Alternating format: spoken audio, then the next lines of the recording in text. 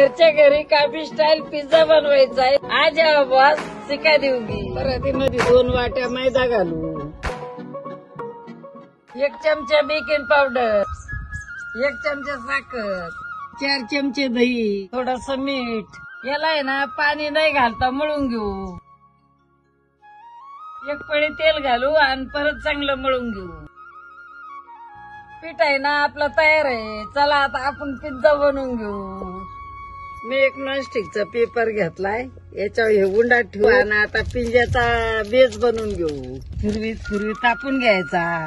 आपली पिंजा बेस तयार आहे. याला आता काट्या चमच्याने असं करून घेऊ.